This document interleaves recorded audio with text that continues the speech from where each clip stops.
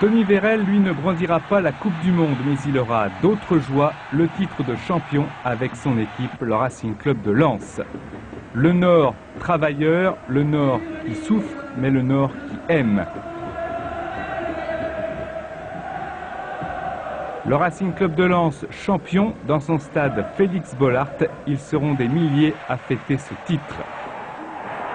Avec des buts très importants tout au long de la saison. Un collectif reluisant avec Smisser, Lachor, Vérel et encore Johan Lachor, l'enfant du pays, l'arrière latéral, qui donnera ce soir-là à Auxerre le titre de champion définitif au Racing Club de Lens. Félicité par son entraîneur Daniel Leclerc, c'est également Frédéric Déhu, le capitaine, mais on écoute le buteur. Quand on est rentré dans l'avion, on nous a dit qu'il y avait 5000 personnes qui nous attendaient à l'aéroport. Donc déjà, on n'y croyait pas trop. Et quand on est descendu, en fait, on a vu effectivement qu'il y avait 5000 personnes dans l'aéroport. Donc on a été surpris, en même temps très heureux. Et dans le bus du retour qui nous a mis à Lens, on a appris qu'il y avait 25 000 à 30 000 spectateurs dans le stade.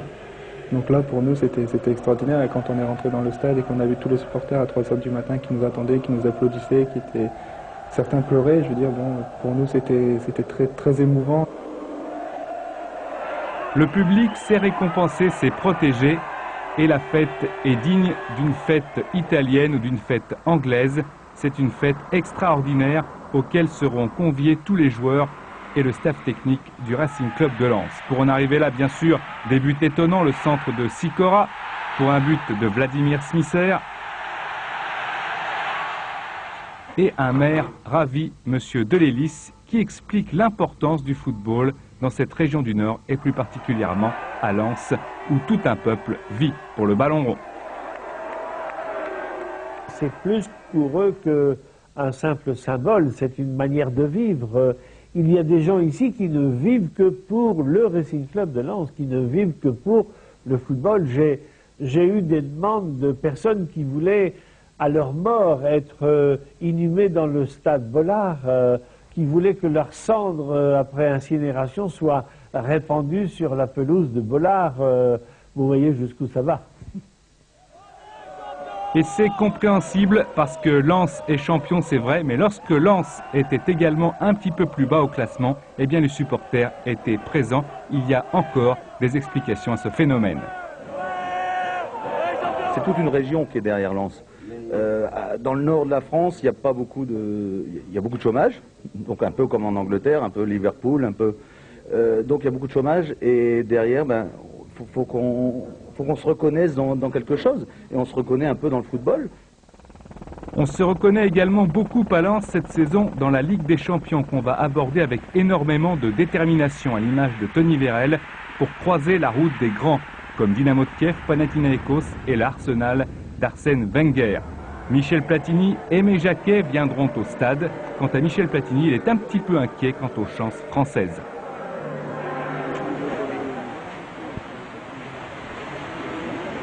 It will be difficult for our team. Now the best French are in the other countries, but it's like that.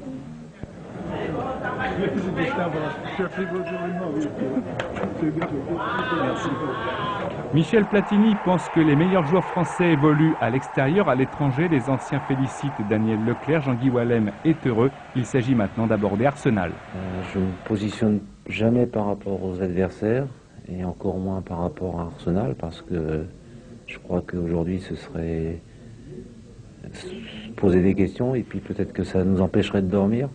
Donc on ne va pas se poser de questions, on va d'abord mettre en place notre jeu et si on met en place notre jeu, on sera très bien en phase avec le jeu. Pour jouer son jeu et pour multiplier les feux d'artifice, Lens comptera sur son buteur Pascal Nouma. Je pense que sur tous les plans, je pense que l'équipe depuis le début de la saison a eu du mal à se trouver. Et puis on a pris beaucoup de buts et les attaquants aussi se débrouillent comme ils le peuvent. Mais je pense que défensivement, l'équipe doit être plus rigoureuse. Tout partira donc de la défense pour Pascal Nouma pour essayer de tromper Arsène Wenger. son équipe constellée de stars dont les deux Français Emmanuel Petit et Patrick Vieira. Le Racing Club de Lens va-t-il en croire ses yeux? En tous les cas, tout est prêt pour la fête, pour recevoir dans quelques secondes, comme il se doit, le grand club d'Arsenal, champion d'Angleterre. Le voilà ce match, tant attendu. Lens accueille donc Arsenal le 18 septembre 1998 au stade Félix Bollaert. 35 400 spectateurs, une ambiance évidemment du tonnerre.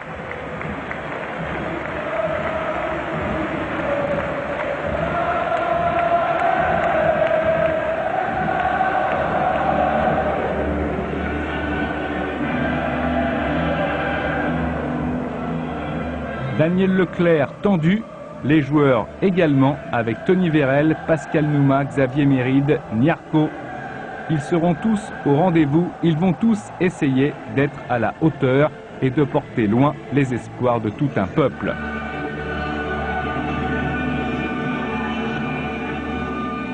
L'arbitre est l'Allemand M. Krug. En face des Lensois, il y a les stars, Seaman, Anelka, Overmars et les autres.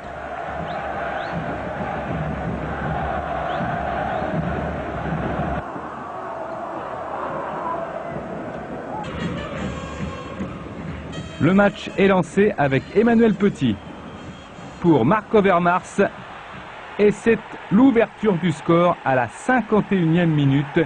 Coup de froid dans le stade Félix Bollaert, sauf bien sûr pour les supporters anglais qui ont fait le déplacement. Le petit Hollandais Marc Overmars, souvent égoïste au dire de Nicolas Anelka, a bien repris cette passe en profondeur d'Emmanuel Petit pour venir tromper Guillaume Varmuz. 1-0, mais vous le savez maintenant, les Lensois ont l'habitude, ils ne renoncent jamais.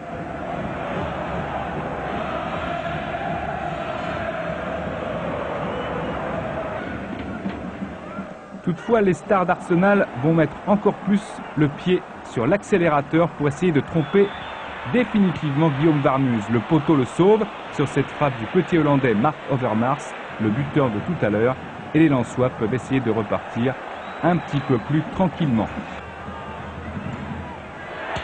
Un coup franc d'Eric Sikora va s'écraser sur la barre. Et la défense d'Arsenal est aux abois.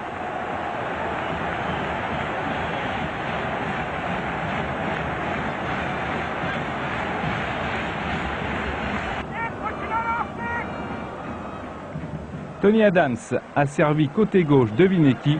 Marc Overmars.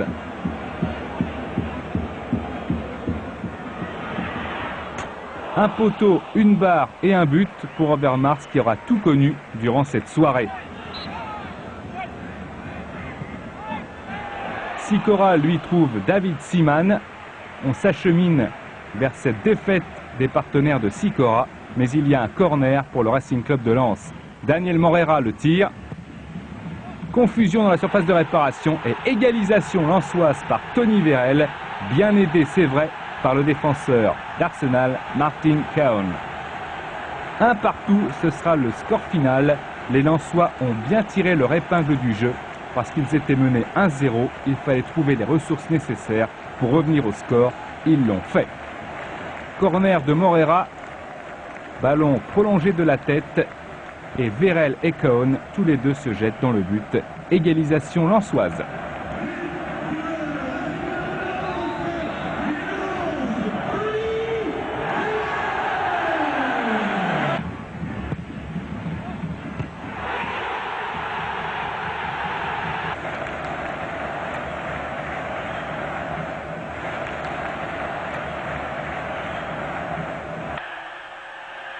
Ce match nul arraché par les Lensois équivaut pour eux moralement à une victoire. Quelques jours après, les Lensois se rendent à Moscou pour affronter le Dynamo de Kiev. L'arbitre est l'Autrichien M.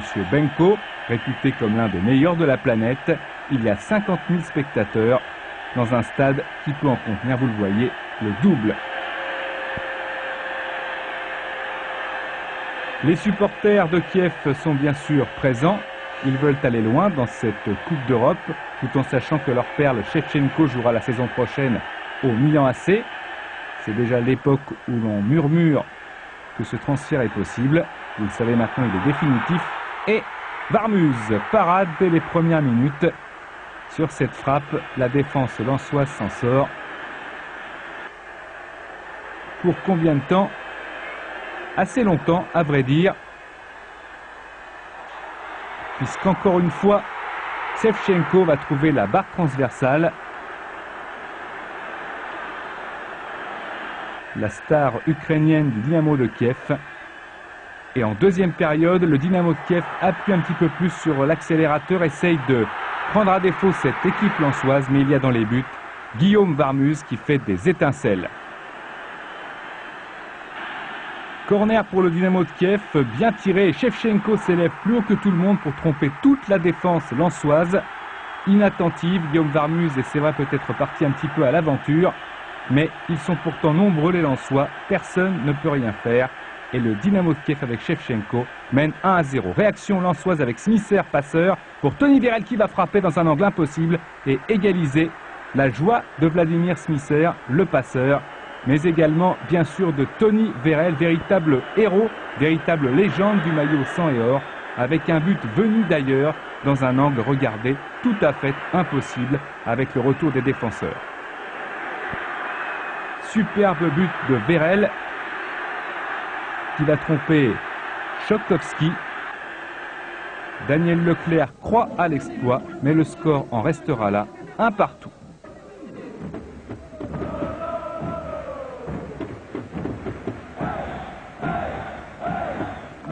Le 21 octobre 1998, Lens accueille les Grecs du Panathinaïkos d'Athènes. Toujours autant de monde, 33 000 spectateurs au stade Félix Bollaert. Et il faut bien sûr aux Lensois, si possible, l'emporter le plus vite possible.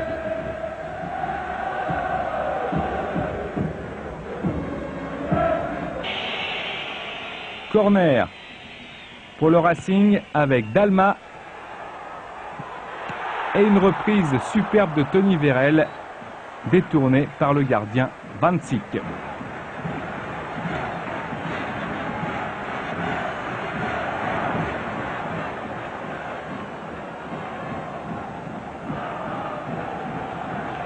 En demi-volée, et Vancic s'interpose. Toujours 0-0, les Lensois essayent de multiplier la débauche d'énergie et Vagno Eloi, lui, trouve le cadre. Celui que l'on surnommait le joker de luxe laisse éclater sa joie tout à fait compréhensible. Vagno Eloi va donner la victoire au Racing Club de Lens avec ce but à quelques mètres, quelques centimètres seulement du gardien de but. Guillaume Warmuz peut être heureux et exploser avec tout le public. Frédéric Déhu également avec son buteur Eloi. Regardez le centre de rôle, la tête de Nouma, et Eloi a eu un petit peu peur que le gardien Vancic ne bloque ce ballon, mais la puissance de la frappe d'Eloi a fait le reste.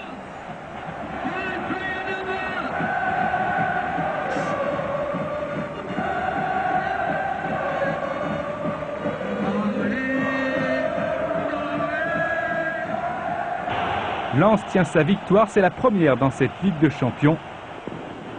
Avant le match retour au mois de novembre à Athènes, au tout début du mois, le 4 novembre 1998 très précisément, dans un stade surchauffé. On connaît les ambiances grecques dans le milieu du football. Il y a 65 000 spectateurs pour appuyer ses protégés sur la cage de Guillaume Warmuz. Et c'est un but avec cette tête superbe de Vokolos qui va donner l'avantage et la victoire au Panathinaïkos d'Athènes contre le Racing Club de Lens. Mais on n'en restera pas là au niveau des événements. Coup franc très bien frappé, et Vokolos qui s'élève plus haut que tout le monde. Guillaume Warmuz touche bien le ballon, mais ce sera trop tard juste pour l'accompagner à la limite dans la cage, dans sa propre cage. Corner malgré tout pour les Lensois, de Dalmat toujours. Bagarre dans la surface de réparation. L'arbitre espagnol, monsieur Garcia Aranda, va jouer du sifflet et expulser Milojevic. Carton jaune, c'est vrai, mais c'est le deuxième. Il va s'en rendre compte. et les Grecs vont terminer la partie à 10. Le voilà, ce carton rouge brandi, alors qu'on aperçoit le buteur Vokolos. C'est Milojevic qui est exclu dans les arrêts de jeu. Carton rouge et les cartons jaunes qui ont bien sûr une importance capitale en Coupe d'Europe et en particulier dans cette Ligue des Champions. Mais Lens, c'est l'essentiel malheureusement, a perdu. Voyage Arsenal à Wembley, 73 707 spectateurs pour voir les Lensois peut-être créer l'exploit chez les Gunners. Nyarko.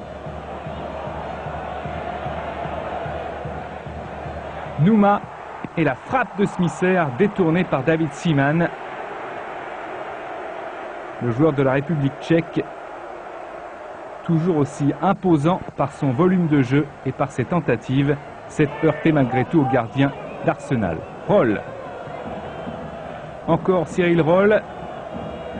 Et un ballon en profondeur pour Vladimir Smisser qui a vu la course de Pascal Nouma. Smisser va servir idéalement Nouma, mais ce dernier, de l'intérieur du pied gauche, frappe au-dessus de la barre transversale de Seaman. Et pourtant, vous allez voir le travail de Smisser, mais également le travail sans ballon de Pascal Nouma, tout à fait extraordinaire de par ses courses, pour s'ouvrir idéalement le chemin du but. Malheureusement, il ne pourra concrétiser pour le Racing Club de Lens sur cette occasion. Les Gunners avec Overmars. Overmars toujours. Et la frappe de Ray Parlour, captée par Guillaume Varmuz. Toujours ce score de 0-0. Smisser. Jolie talonnade pour Vérel qui tente de lui redonner. Eloi. Smisser. Smisser, petit crochet, le centre fuyant et Michael Debève est au deuxième poteau. Les Anglais réclamant une position de hors-jeu inexistante. Michael Debève est là au deuxième poteau pour ouvrir le score pour le Racing Club de Lens. À la 72e minute, David Seaman est pétrifié. Il y a de quoi gagner à Wembley, ce n'est pas à la portée de n'importe quelle équipe et les Lensois sont en passe de le faire. Debève a profité de l'écran mal réalisé par les Anglais pour surgir à point nommé au deuxième poteau et mettre ce ballon violemment au fond des filets de Seaman. Lens mène 1-0. Les événements et surtout les tacles vont voler dans ce dernier quart d'heure avec Ray Parlour et Cyril Roll. Regardez le coup de pied incroyable de Ray Parlour, indigne d'un footballeur professionnel sur Cyril Roll, même dans une Ligue des Champions, surtout dans une Ligue des Champions à ce niveau-là. Cyril Roll s'était protégé, Ray Parlour lui a donné un violent coup de pied. Il sera normalement exclu par l'arbitre suédois, M. Frisk, qui longtemps a été dépassé par les événements. Ray Parlour regagne les vestiaires et les esprits vont continuer à s'échauffer. Regardez encore, bagarre entre Tony Vérel qui ne bouge pas. Regardez le sang-froid superbe de Tony Vérel. Il y a eu échange avec Dixon, mais c'est Dixon qui a provoqué l'attaquant des 100 et or. Vous allez mieux le voir sur l'image suivante. Tony Vérel a du mal à y croire. Et pourtant, il va devoir lui aussi regagner les vestiaires de manière tout à fait injuste. Il a été provoqué par Dixon, qui est tombé tout seul. C'est ici.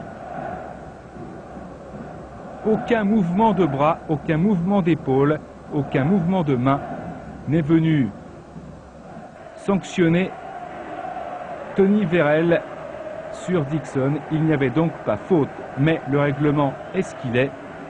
Et Guillaume Varmuz est heureux parce que c'est fait. Lens, malgré ses déboires, a gagné sur le score de 1-0. C'est l'exploit.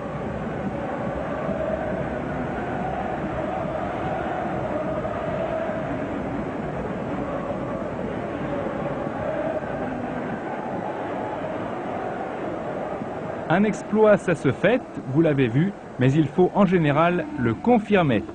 Et Lens aimerait bien croire au Père Noël. Les Lensois reçoivent le Dynamo de Kiev au stade Félix Bollaert à quelques jours de Noël, donc à 15 jours précisément, le 9 décembre 98. Devant cette fois 42 000 spectateurs, c'est un record au stade Félix Bollard parce qu'il y a un enjeu terrible. Les Lensois doivent absolument l'emporter. Frédéric Déhu suit Shevchenko et le tacle, même s'il joue le ballon, c'est vrai que la faute existe. Est-ce qu'elle valait cette décision? Regardez. Carton rouge pour Frédéric Déhu, brandi par l'arbitre slovaque, M. Michel. L'important, c'est que l'on joue la 6e minute en première période. Le match, toute la suite de ce match sera bel et bien faussé. Les Lensois vont jouer à 10. Déhu joue le ballon, on l'a vu dans son regard. Il ne joue pas l'homme, mais Shevchenko est bel et bien accroché. Déhu est l'ultime défenseur et l'arbitre slovaque sort le carton rouge. Les Lensois se déchaînent avec Eloi. Smisser qui frappe et le gardien qui effleure ce ballon. Chowkowski tout près d'être trompé.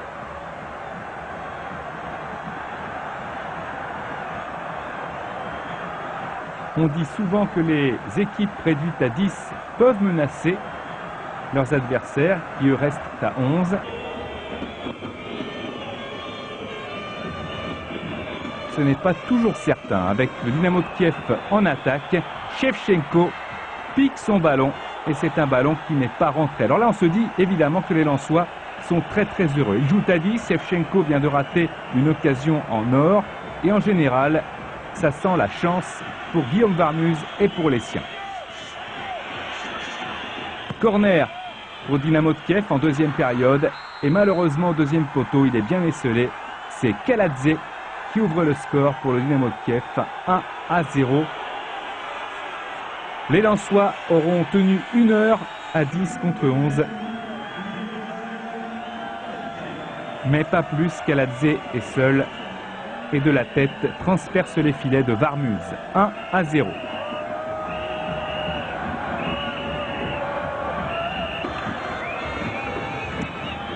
Encore le Dynamo de Kiev à l'attaque avec un jeu collectif très au point.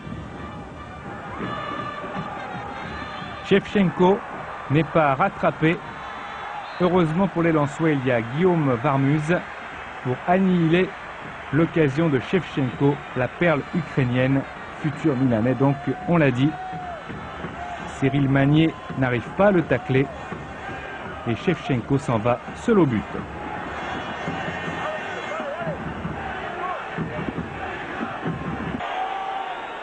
Encore Shevchenko, cette fois il a vu un partenaire démarqué. Un centre et en se jetant, c'est le défenseur Vatchouk qui est tout heureux de pouvoir pousser ce ballon au fond des filets. Il en fait même un petit peu trop pour chambrer le Racing Club de Lens et ses supporters. Mais il était venu de très loin de derrière pour pousser ce ballon en se jetant d'eau au fond des filets. Guillaume Varmuse touche cette balle, il a failli même l'attraper. Mais dans les 6 mètres boueux, c'est Vatchouk qui a raison de Varmuse, 2-0 pour le Dynamo de Kiev.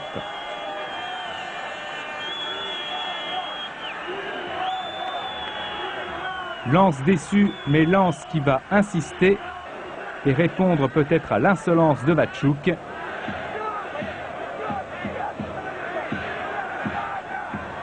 Coup franc pour le Racing Club de Lens. Qui va tirer? Debev, Lachor ou Smisser? Ce sera sans doute Vladimir Smisser. Le gardien Chowkowski est avancé. Il a laissé son côté complètement libre et Smisser redonne l'espoir au Racing Club de Lens, à tous les 42 000 supporters venus l'appuyer et appuyer également Daniel Leclerc qui y croit également. Smisser a trouvé le coin opposé. Le placement de Chowkowski a mis en péril son équipe. Quelle superbe lucarne, 2-1 pour le Dynamo de Kiev, mais les Lensois vont devoir se découvrir avec Mikhail Debev. Ils veulent absolument refaire leur handicap, la tête est ukrainienne et le contre également, avec un ballon qui va partir très vite pour Shevchenko. Shevchenko rapide comme l'éclair dans la surface de réparation qui trompe Guillaume Varmuse. Cette fois, c'en est terminé des espoirs de Lens en Ligue des Champions. Le Dynamo de Kiev s'impose sur le score de 3-1 à Bollard. Mais pour Lens, une fierté, terminer dans ce groupe à égalité avec la grande équipe d'Arsenal avec 8 points et avoir fait honneur tout au long de cette Ligue des Champions au maillot sang et or.